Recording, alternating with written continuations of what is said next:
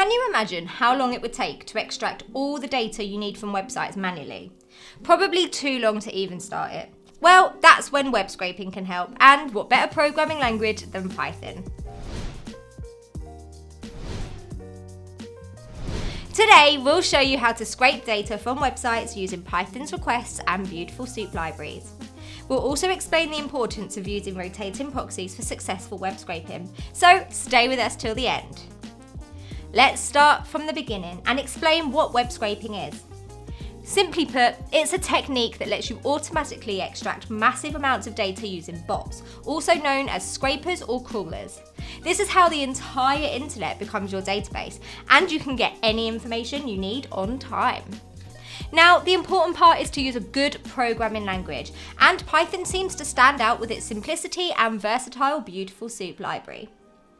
While there are other advanced tools like Scrapy and Playwright, Python's ease of use makes a favourite for many professionals and beginners.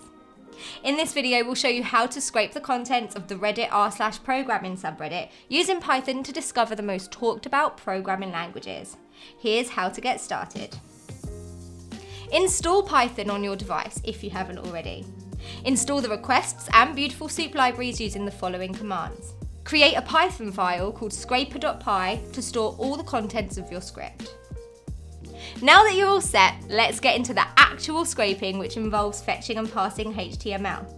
Fetching refers to getting the HTML code of a page, and parsing is all about finding the specific information you need.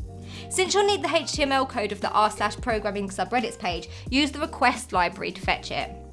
With the request.get function, you can connect to the page and get the HTTP response. Since Reddit and other websites limit popular bot clients, it's a good idea to give your scraper a unique name. You can do that by adding a header to the function. This way, you avoid the rate limits that Reddit and other websites impose on popular bot clients. Use the .content property to access the code of the web page. So far, your code should look like this.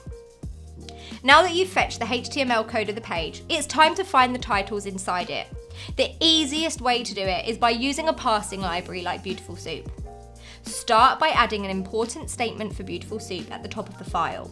Then, use Beautiful Soup's html.parser to parse the HTML variable. This creates an object that you can use to search for specific HTML tags with methods like find and find all. Use the inspection option available in browsers like Google Chrome to find the tags you'll be searching for. Here's how to use it. Open r/programming in incognito mode. Find the element you want to scrape. Right-click and choose Inspect. You'll then see the HTML document at the selected element.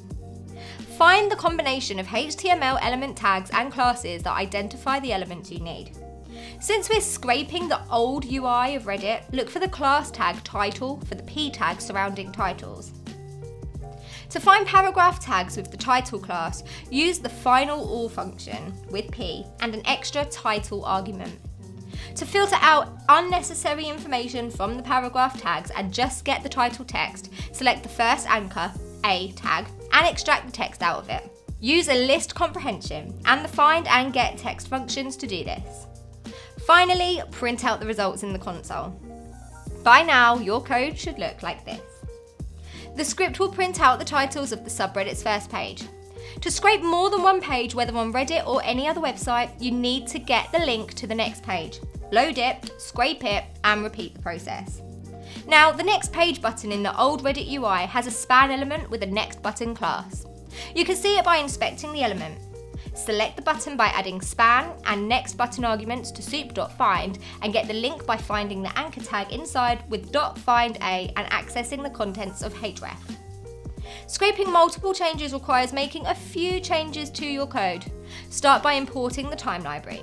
This will pause your scraper between page requests and avoid overloading the target web server.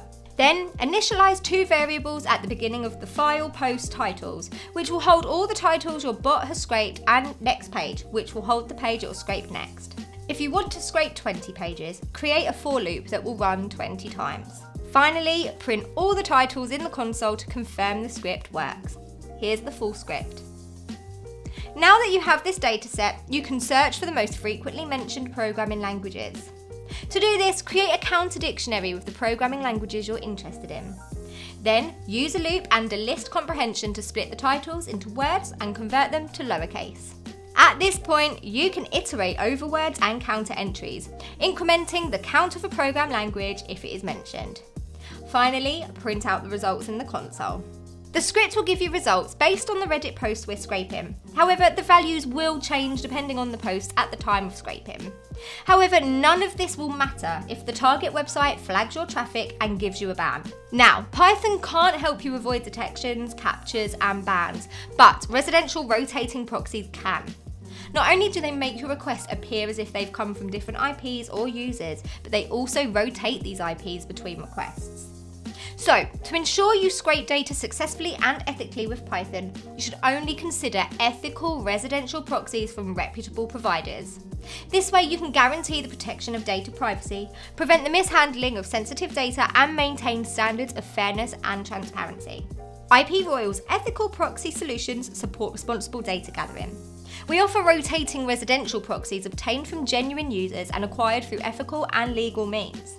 With flexible rotating options, 0 session limits, and high success rates, our residential proxy service ensures efficient web scraping with Python or any other programming language. Now that you know the basics of web scraping with Python's requests and beautiful soup libraries, and are familiar with fetching HTML, parsing HTML, and the importance of rotating proxies for efficient web scraping, we highly encourage you to start your own projects. Thanks for watching. If you learned something new today or just liked our video, please give us a like and share it with anyone interested in ethical web scraping with Python. Don't forget to subscribe for more useful content and hit the bell icon to stay updated. Until next time.